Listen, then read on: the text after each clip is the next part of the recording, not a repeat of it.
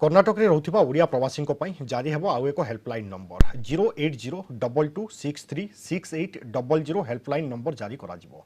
एही नंबर माध्यम ओडिया ओडिया भाषा समस्त सूचना दिया जिवो। एही नंबर को उन्मोचन करिवे श्रम मंत्री श्री भवराम हेबर एवं उपमुख्यमंत्री अश्वत्थ नारायण। प्रवासी ओडिया पक्षरु 6 जणिया टीम उपस्थित रहिबे। प्रवासी ओडिया श्रमिकों संपर्क में श्रम मंत्री अरावेल श्रीब्राम हेबरଙ୍କ सहित आलोचना करिसेंती 6 जणिया टीम।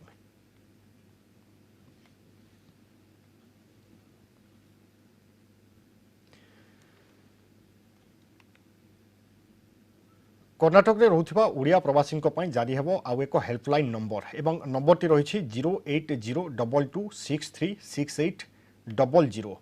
आम देखुचे जो प्रवासी माने बाहर राज्य में रही सुरक्षित भाव में फेराई आने राज्य सरकार तमाम व्यवस्था करुछंती एवं अन्य राज्यर सरकार मान सहित जोगाजोग करी किभली भाव में प्रवासी ओडिया ठीक भाव में रहिबे व्यवस्थित ढंग से ओडिशा को बा निज राज्य को पुणी थे फेरी पारिबे से नहीं चिंता करुछंती एवं आलोचना जारी रही।